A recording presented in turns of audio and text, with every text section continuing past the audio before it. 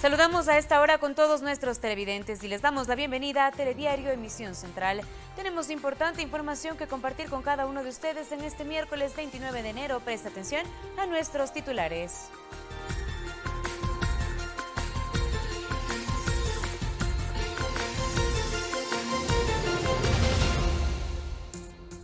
El paciente de origen chino sospechoso de portar coronavirus se mantiene en estado crítico, anunció el viceministro de Salud Julio López. Pide a la ciudadanía mantenerse informada por canales oficiales. La Organización Mundial de la Salud convocó a una nueva reunión urgente para este jueves. En la cita se tratará el avance del brote del coronavirus. La Cámara Ecuatoriano-China informa que aún no se registran afectaciones en las exportaciones ni en el turismo a causa del coronavirus. China es el principal socio comercial de nuestro país. La inestabilidad de temperaturas del clima continuará en los próximos días en la región interandina. El INAMI recomienda tomar las precauciones necesarias. En los deportes, Barcelona recibe a Progreso de Uruguay por la primera ronda de la Conmebol Libertadores.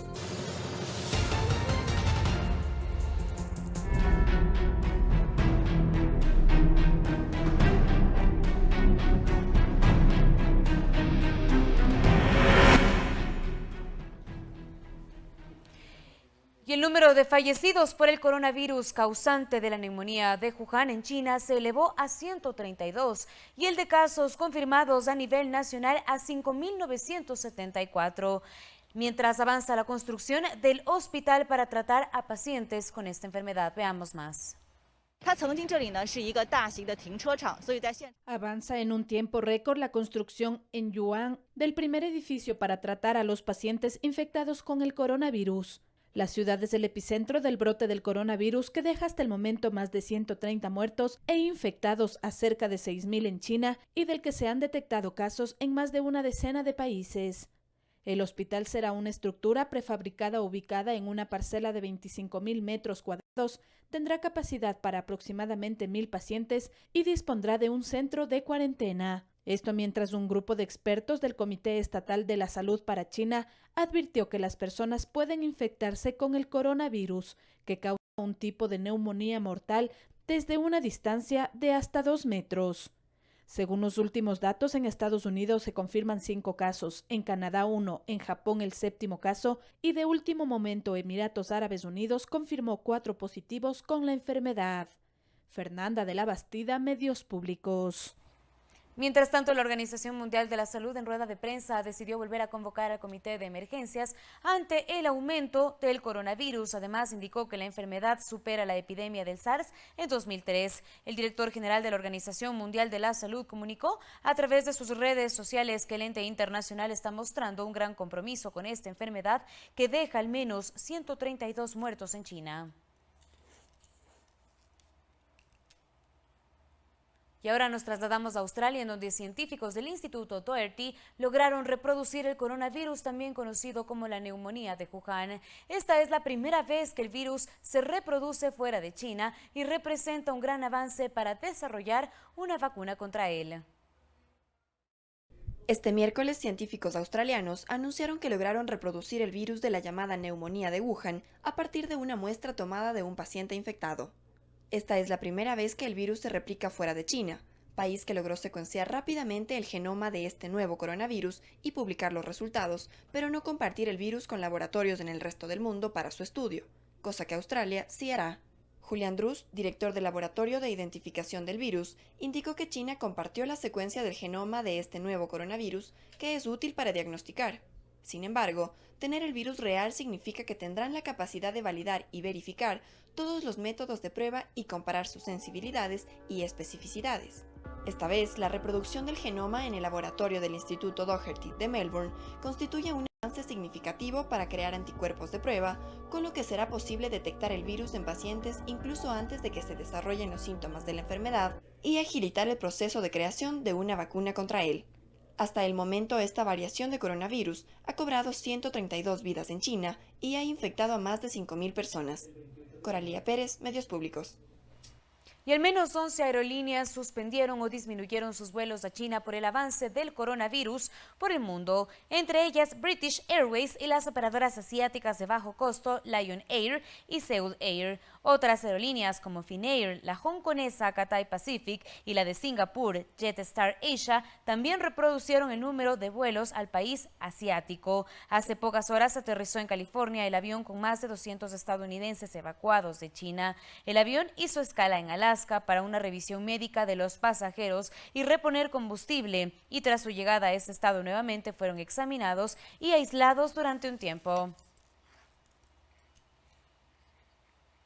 Y atención, el paciente de origen chino sospechoso de coronavirus se mantiene en estado crítico. Se espera que hoy se conozca el resultado de las pruebas enviadas a los Estados Unidos para confirmar o no la enfermedad respiratoria.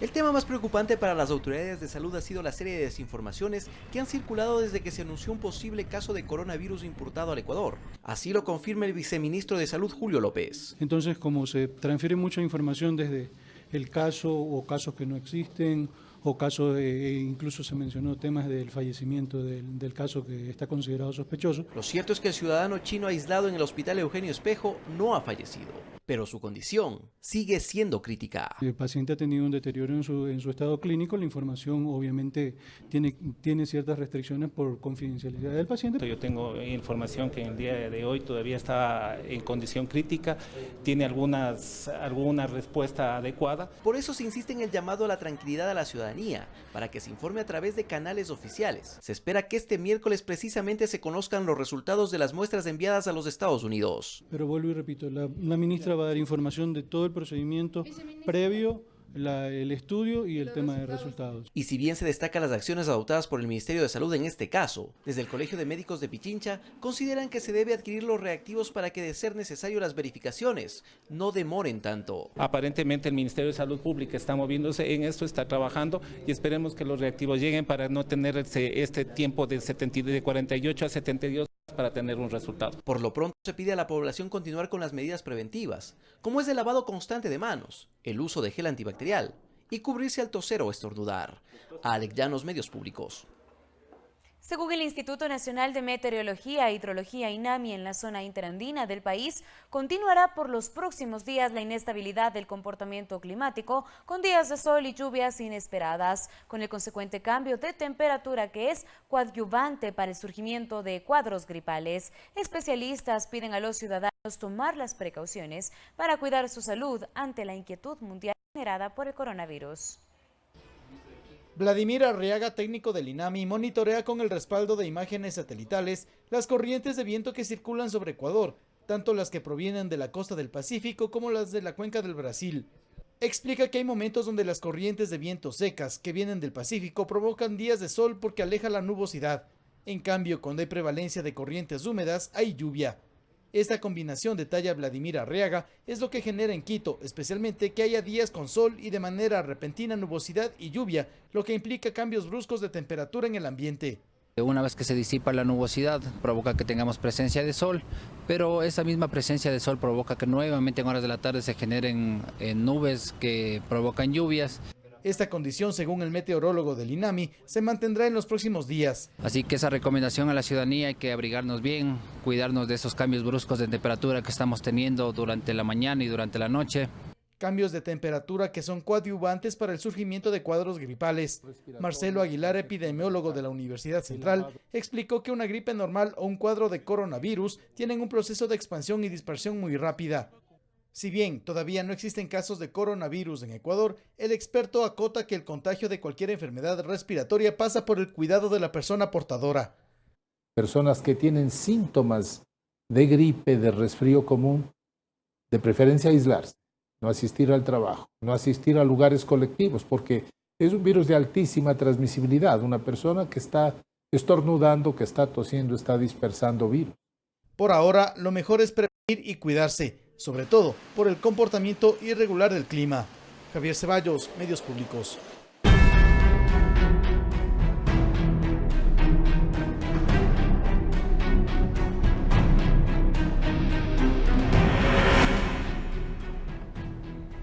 representantes de la Cámara de Comercio Ecuatoriano-China descartó afectaciones en materia de exportación con el gigante asiático por el coronavirus. Los directivos también buscan impulsar un tratado de libre comercio para promocionar el mercado ecuatoriano en China.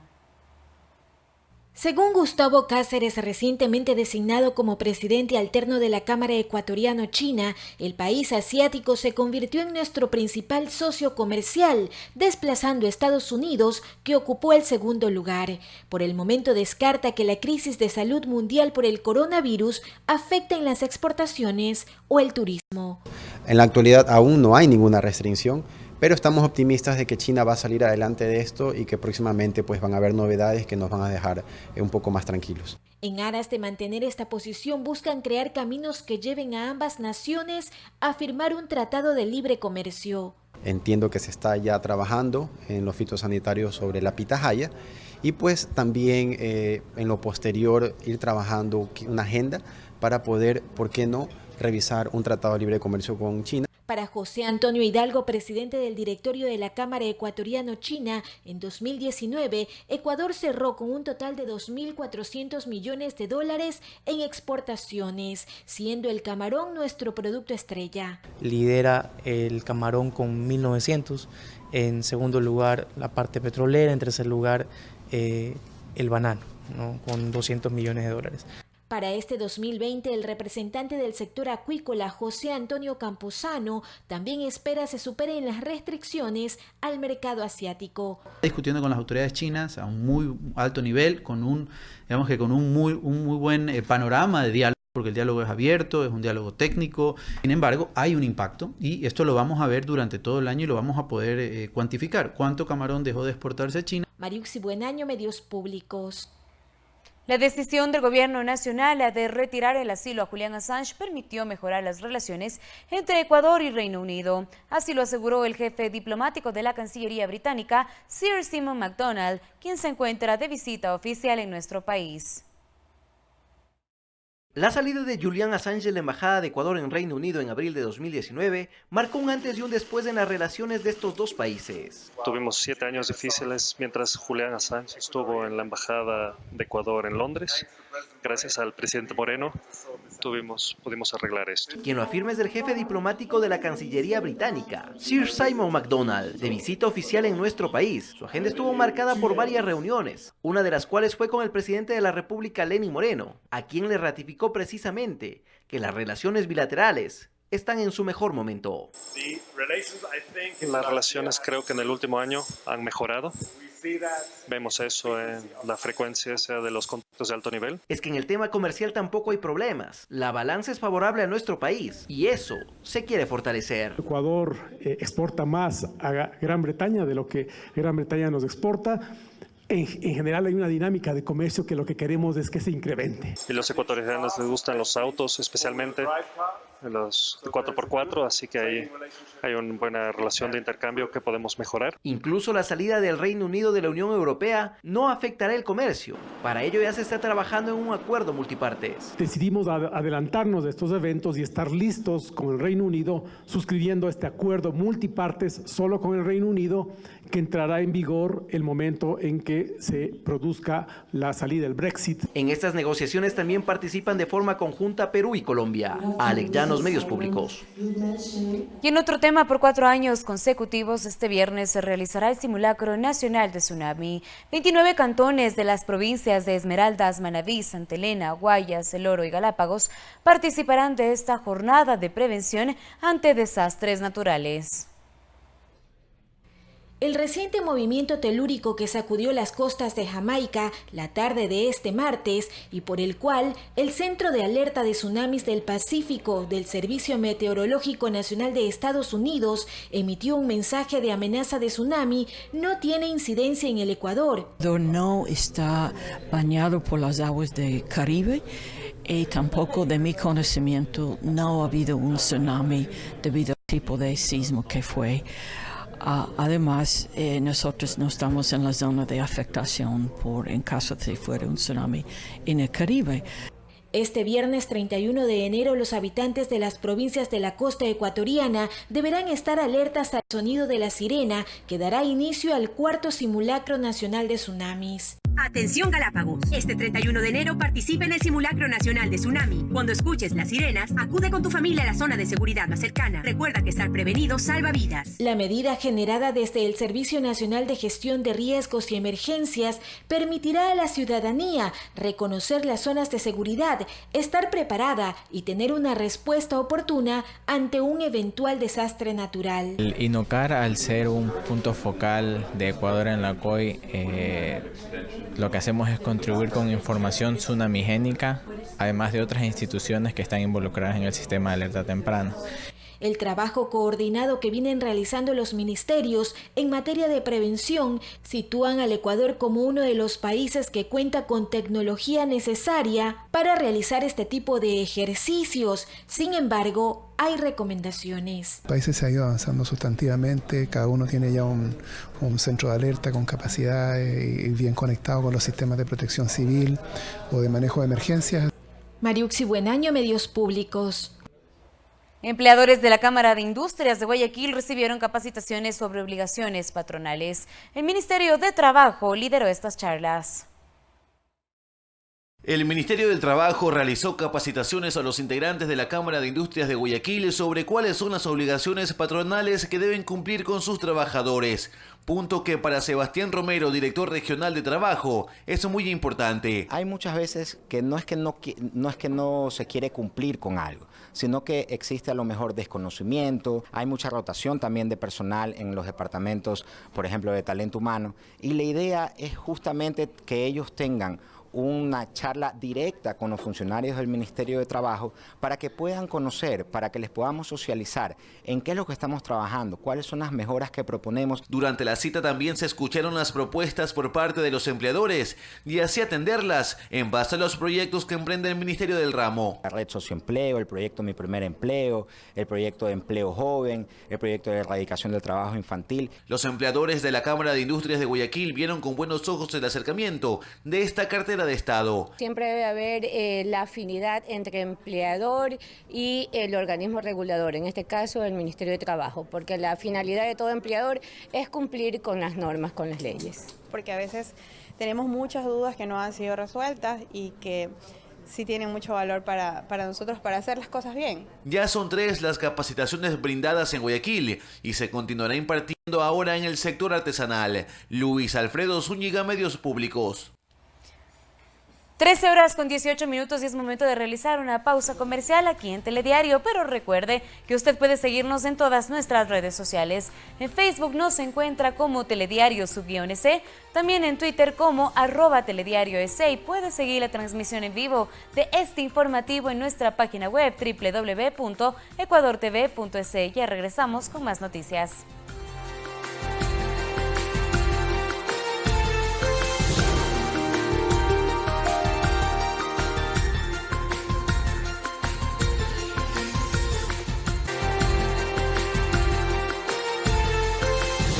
Continuamos con más información nacional. 13.5 millones de personas en Ecuador son usuarios de Internet según un estudio efectuado por Hootsuite. Así lo detalló Katia Amán, experta en marketing digital. Las denominadas fake news inciden en la población si no existe una postura crítica, sobre todo de lo que se difunde en redes sociales.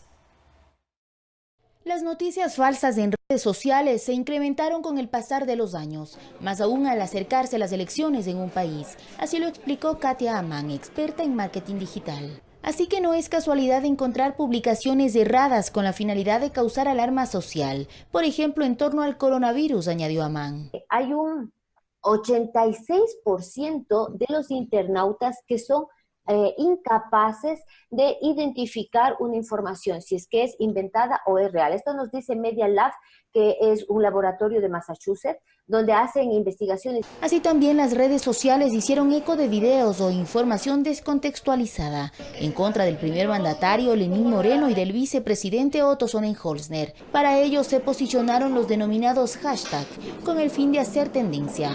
Jorge Cruz, director de la Escuela de Comunicación de la Universidad Católica, detalló el objetivo de este comportamiento digital. Una serie de, a veces personas o a veces bots, es decir, robots, que lo que hacen es replicar información, con el fin de posicionar o contrarrestar información que no le conviene a una figura.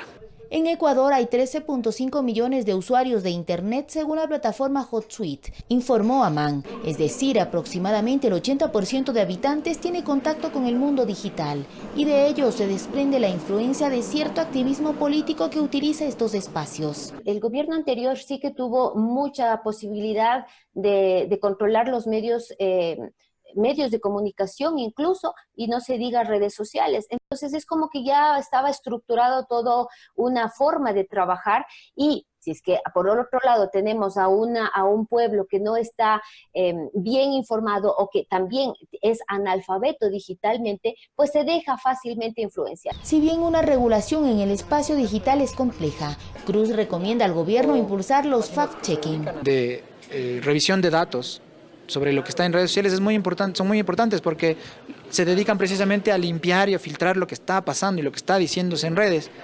Y lo que hacen es darle a la gente información verificada, filtrada, contrastada. Los dos expertos coinciden en la importancia de ser críticos con lo que se recibe a través de las redes sociales. Olga Velasco, Medios Públicos.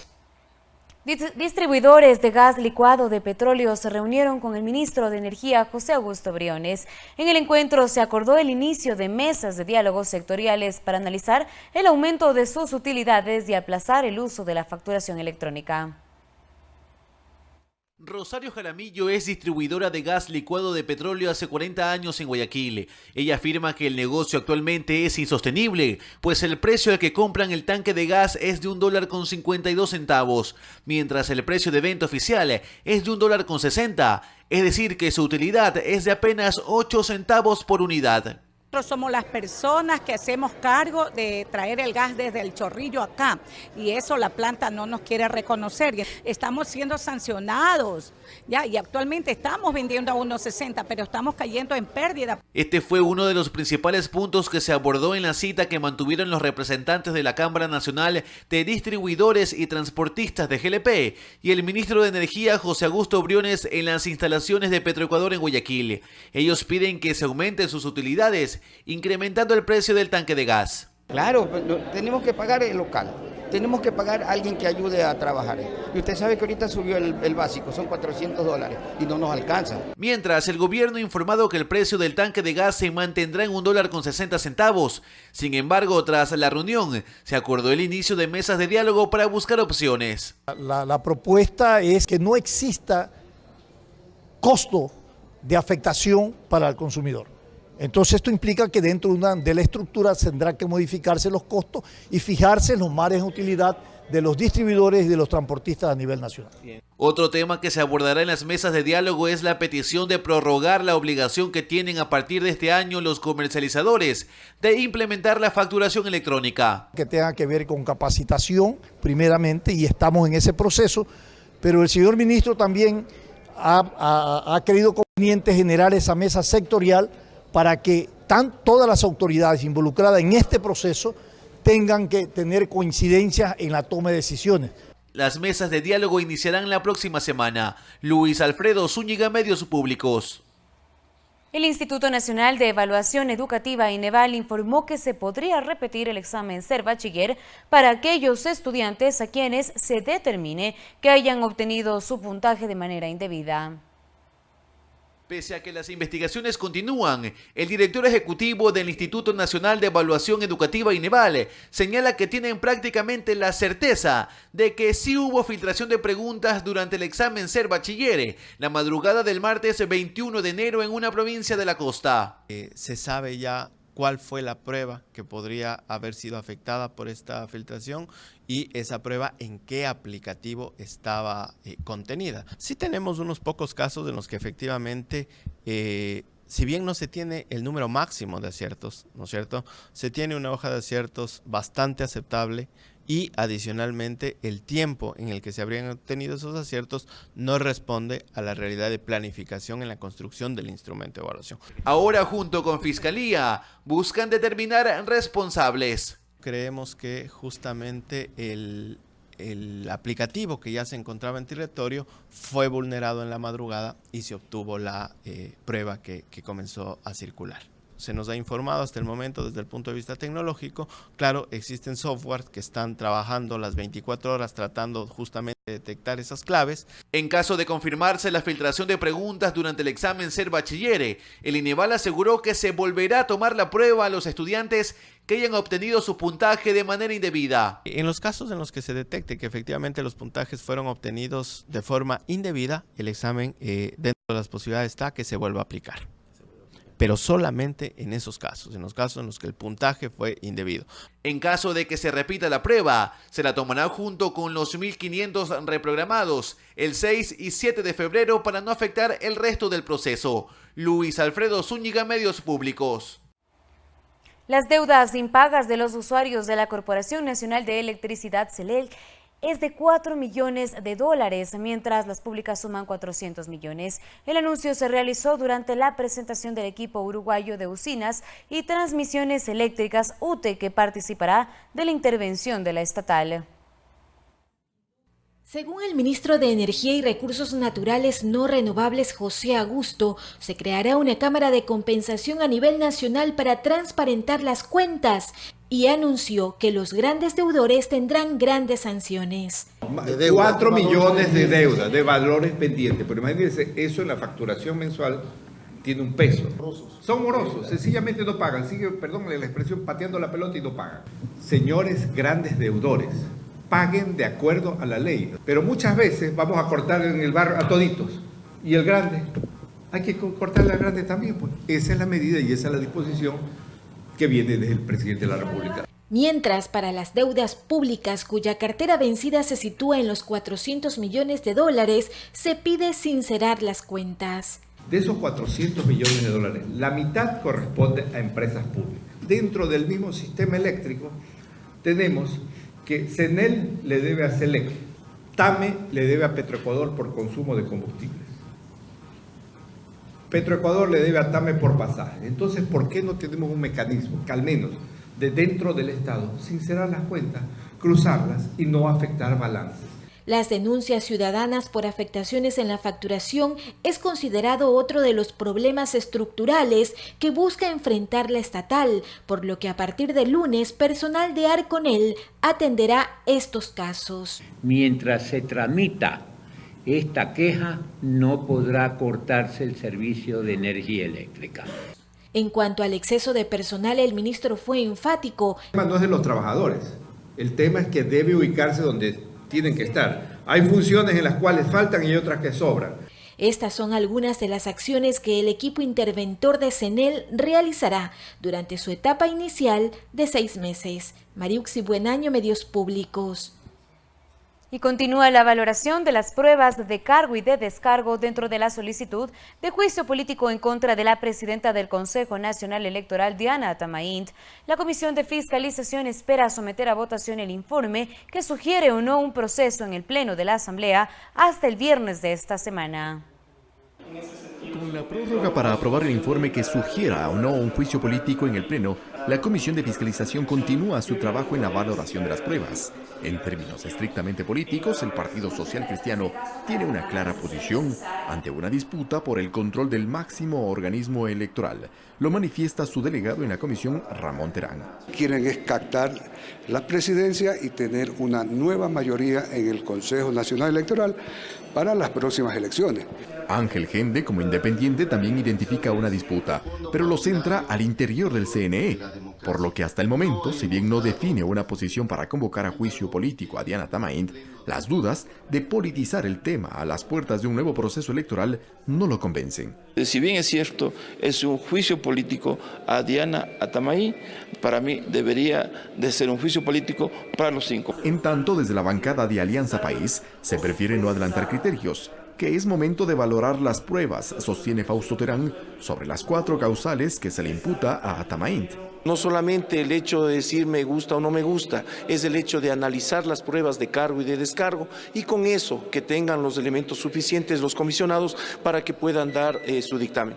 Pero creo, la bancada que impulsa la sanción política cree que las irregularidades en el proceso electoral en Los Ríos los problemas informáticos en esos comicios, las cuestionadas actuaciones del exfuncionario Luis Loyo y la falta de diligencia en atender al colectivo Yas Unidos para impulsar una consulta popular son determinantes para llevar el caso al Pleno. Lo comenta Luis Pachala. Se puede recomendar por las 4 o parcialmente, pero basta que existan, en este caso, el 50, el 75%, ya es una causal para que pase al Pleno.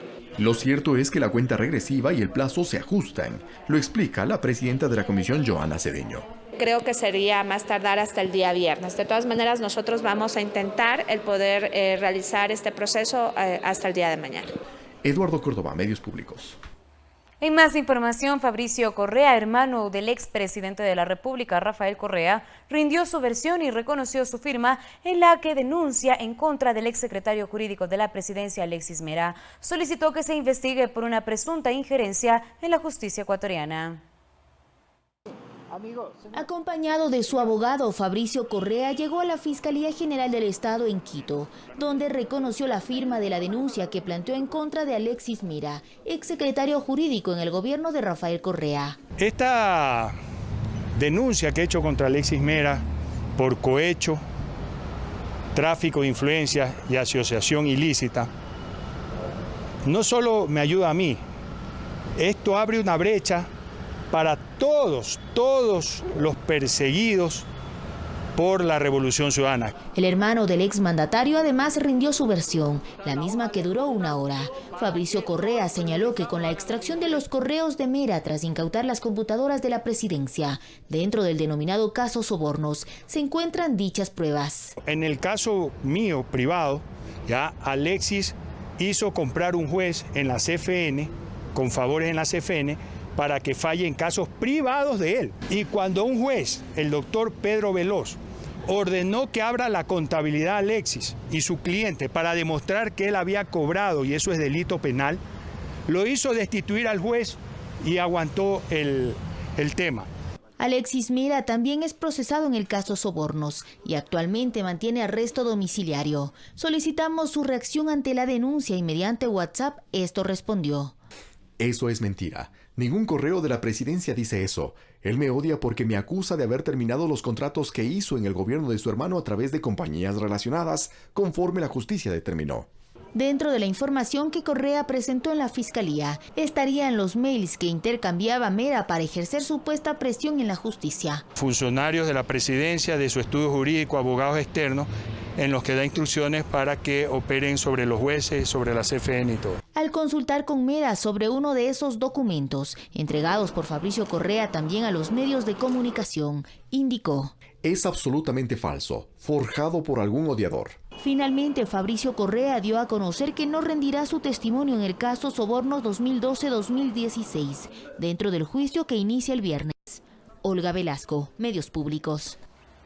Y después de agotar todas las instancias judiciales en 2015, el caso de Paola Guzmán fue acogido por la Comisión Interamericana de Derechos Humanos. Su madre, doña Petita Albarracín, narró los hechos frente al jurado que por primera vez acogía en su estrado un caso de violación en una unidad educativa. Según las primeras investigaciones, los derechos de la adolescente se vulneraron incluso después de su fallecimiento. Según declaraciones de su madre, la joven decidió suicidarse ingiriendo 11 diablillos. El hecho ocurrió en el plantel donde estudiaba y trabajaba su agresor. Mi hija estaba en un callejón donde hay una camilla, ahí botada. No le habían dado los primeros auxilios. Entra una periodista: señora, usted tiene que denunciar a Bolívar Espín. Le digo: ¿por qué? Porque ese hombre embarazó y violó y acosó a su hija. Antes de suicidarse, Paola escribió 3 cartas, una dirigida a su madre, otra al vicerrector y una tercera a otro adolescente. Pero, ¿por qué Paola habría recurrido al suicidio como último recurso? Es posible que se haya podido provocar el colapso psíquico en el que Paola del Rosario no pudo tramitar más el conflicto y pasó al acto suicida de características dramáticas. Paola falleció y al momento de hacerle la autopsia, la madre pidió se realice un examen para saber si su hija estuvo embarazada. Pues mi hija desnudita y abierta totalmente y todos los órganos yo le vi. Y me dice: señora, en una mano, una carnosidad Esto es, dice el útero. No hay embarazo. Cuando la fiscal manda a investigar el útero, nuevamente hace sacar el útero de mi hija y la sangre.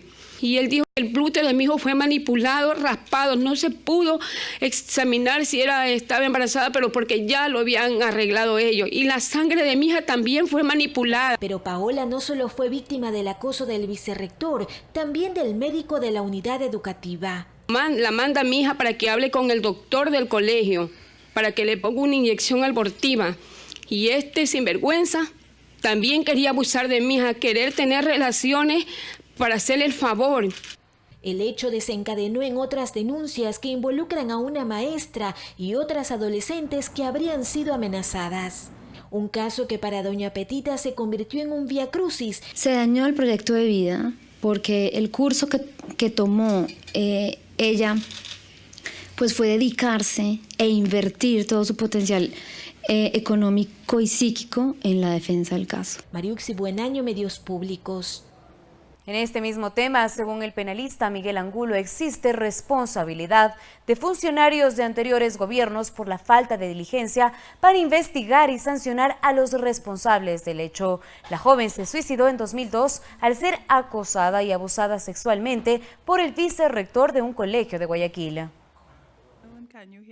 El 28 de enero, en la sede de la Corte Interamericana de Derechos Humanos, María Fernanda Álvarez, directora de Derechos Humanos de la Procuraduría General del Estado, pidió disculpas a Petita Albarracín, madre de Paola Guzmán, por las acciones y omisiones del Estado sobre el abuso sexual que fue víctima la niña por parte de Bolívar Espín, vicerrector del Colegio Miguel Martínez Serrano de Guayaquil. El tema judicial se resolverá en los próximos meses. La Corte recibe los alegatos finales y en un tiempo, yo creo que esto será en unos 3 o 4 meses, emitirá su resolución con la responsabilidad estatal eventualmente o no. Pero como se ve el caso y como se presentó ayer durante la audiencia, lo más seguro es que la Corte se pronuncie en contra del Estado ecuatoriano emitiendo una serie de responsabilidades. Según el penalista Miguel Angulo, en este caso existe responsabilidad por parte de funcionarios del anterior gobierno por no investigar y sancionar a los responsables del abuso sexual del cual fue víctima Paola Guzmán, quien se suicidó en 2002. Esto pasó desapercibido por el anterior gobierno y hay que decirlo con todas sus letras. No se estableció unas medidas de prevención. Según registros del Ministerio de Educación, entre 2014 y 2019, en el país se registraron 7.977 denuncias por presuntos delitos sexuales. De estos, el 37.7% habrían sido cometidos por miembros de la comunidad educativa. Fueron dados entre el 2013, 2014, 2015. Entonces, hablaríamos que esa clase de delitos en los cuales podría haber una corresponsabilidad, ¿sí?, no estarían prescritos a la fecha. Incluso por los casos de abuso sexual registrados en el sistema educativo, en octubre de 2017, 49 legisladores presentaron en la Asamblea Nacional un pedido de juicio político contra el exministro de Educación, Augusto Espinosa, que no se llegó a concretar. En este caso podría establecerse ya acciones de carácter público en las cuales se pueda determinar tanto la responsabilidad administrativa como la responsabilidad penal. Puede ser contra Augusto Espinosa si se llega a comprobar que él tuvo conocimiento de las denuncias de abuso sexual y se puede constatar que él no atendió de adecuada manera esta clase de denuncias. Santiago Tello, Medios Públicos.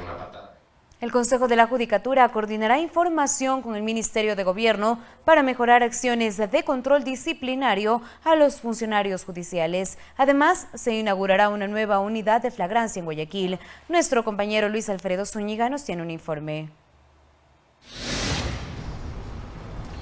Muy buenas tardes. Este miércoles el Consejo de la Judicatura y el Ministerio de Gobierno firmaron un convenio de cooperación interinstitucional para intercambiar información y tomar acciones de control disciplinario y tomar decisiones al respecto de ser necesario. Dar de forma oportuna las alertas necesarias y asimismo en que nos las proporcionen para que la actuación disciplinaria sea muchísimo más eficiente y muchísimo más oportuna. En un año de gestión de María del Carmen Maldonado al frente del Consejo de la Judicatura, se han revisado el accionar disciplinario de más de 570 servidores de este organismo, dando como resultado 77 destituciones, de los cuales 34 fueron jueces, y hay más expedientes pendientes.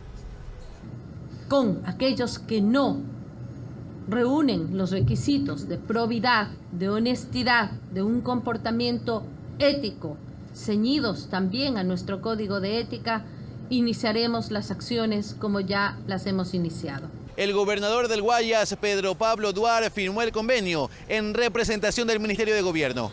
Nos quedamos con los buenos jueces y los buenos fiscales. No se puede generalizar ciertos casos. Para fortalecer el accionar de la justicia y reducir la carga procesal de la unidad de flagrancia del cuartel modelo de Guayaquil, que tiene 1.900 causas en trámite, se anunció la construcción de una nueva unidad de flagrancia en el sur de Guayaquil. Nosotros el día de hoy nos vamos a trasladar con los señores vocales, con el equipo técnico de la Dirección Provincial del Guayas, con el señor director provincial del Guayas, para analizar el mejor lugar, hacer una visita in situ. La titular del Consejo de la Judicatura se refirió a la renuncia del agente fiscal del Guayas, Joselito Argüello, quien aseguró que lo hizo por falta de garantías para realizar su trabajo. Existen cortapisas dentro del sistema que le impiden a los funcionarios públicos actuar de la mejor manera. El programa de protección de víctimas y testigos, que no sé quién dirige aquí en Guayaquil, me ha hecho una llamada en el cual tengo que someterme a un proceso engorroso. Yo tengo que ir buscando la ayuda de ese programa.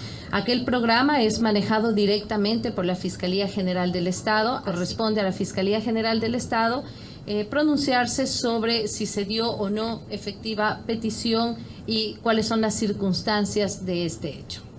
Eso es lo que podemos informar hasta el momento desde la Corte Provincial de Justicia de Guayaquil. Ustedes como hacen estudios, muy buenas tardes.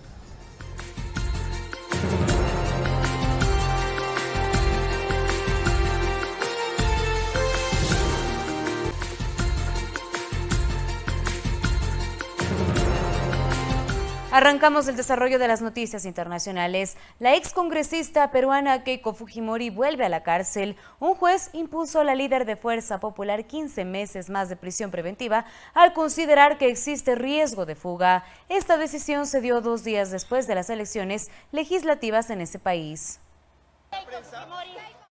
La líder opositora de Perú, Keiko Fujimori, volvió a prisión preventiva este martes, luego de que la Fiscalía hiciera la petición por supuestos aportes ilegales de la constructora brasileña Odebrecht a sus campañas electorales de 2011 y 2016.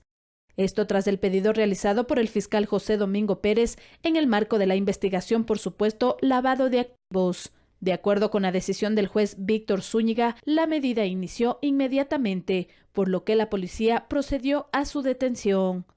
Aunque Pérez, quien lidera el equipo que investiga el caso Lavallato en Perú, había solicitado que la medida fuera por 18 meses, aseguró estar satisfecho con la decisión del juez. Esto no es justicia. Esto es ajusticiamiento y venganza política promovidos por muchos intereses que se suman. ONGs que manipulan y chantajean al Poder Judicial. Ciertos miembros del Ministerio Público que promueven la judicialización de la política. Algunos medios y periodistas que viven de la persecución. Y un gobierno que quiere seguir concentrando todo el poder para evitar a toda costa su fiscalización. La abogada de Fujimori, Juliana Loza, anunció que apelará esta medida. La ex candidata presidencial ingresó en prisión preventiva el 31 de octubre de 2018 y salió en libertad el pasado 29 de noviembre, después de que el Tribunal Constitucional declarara fundado un recurso de habeas corpus por 4 votos a favor y 3 en contra. Fernanda de la Bastida, Medios Públicos. En Venezuela, el presidente Nicolás Maduro ofreció detalles sobre la captura de la excongresista Ida Merlano, detenida por las autoridades venezolanas, mientras que el gobierno de Colombia pedirá a Guaidó la extradición de la ex senadora. Entonces, que ahora no venga la dictadura de Venezuela a tratar de escudarse en argumentos que no son. Aquí hay un tema de fondo. Ida Merlano es una delincuente, es una persona que tiene además unos antecedentes que ya son conocidos en el país de corrupción. Nosotros hemos tenido comunicación a través de la Interpol para que se surtan los procedimientos de la Interpol.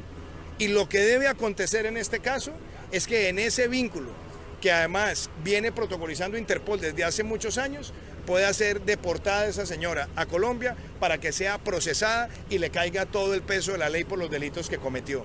El día de hoy me reí mucho y voy a tratar de decirlo sin reírme, porque el gobierno de Iván Duque, del subpresidente Iván Duque, dijo que iba a pedir en extradición a esta persona que ha sido capturada por las autoridades legítimas de Venezuela, se le iba a pedir a Juan Guaidó. Pido permiso para no reírme.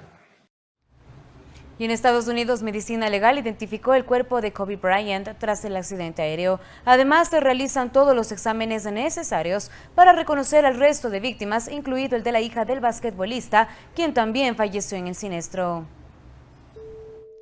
No había dudas de que Kobe Bryant estaba entre las víctimas, pero ya es oficial. Medicina Legal identificó oficialmente este martes el cuerpo de la leyenda del básquetbol y otras 3 de las 9 víctimas fallecidas en el accidente de helicóptero que sucedió hace 2 días en las afueras de Los Ángeles. Queremos informar que el médico forense ha identificado a 4 de las víctimas de este accidente y son John Altobelli, Sarah Chester, Ara Zobayan y Kobe Bryant. El quíntuple campeón de la NBA de Los Ángeles Lakers viajaba en un helicóptero desde el condado de Orange, en donde vivía, hasta su academia deportiva en Mamba de Thousand Oaks, en donde Gianna, su hija, tenía un partido de baloncesto. La noticia de su muerte consternó al mundo entero. No pude con el sentimiento cuando me enteré parado en la cocina de mi casa. El helicóptero no contaba con un dispositivo de alerta de proximidad de terreno y tampoco tenía caja negra, un requerimiento para este tipo de aeronave. Las autoridades encargadas de este caso tienen previsto publicar un informe preliminar en 10 días y el final de 12 a 18 meses. Los investigadores encontraron un iPad posiblemente del piloto muy experimentado con más de 8,000 horas de vuelo que será analizado. El estado del tiempo sigue siendo una incógnita y parte crucial de la investigación. Ahora están realizando todos los exámenes necesarios para identificar al resto de víctimas, incluido el de la hija de Kobe Bryant. Carla Arcentales, Medios Públicos. La ampliación de esta noticia y más internacionales usted las tendrá a las 17:30 en Telediario Internacional. A las 18 horas usted podrá informarse del acontecer nacional en nuestro microinformativo y por supuesto Telediario Estelar a las 20 horas. Muy buenas tardes con todos.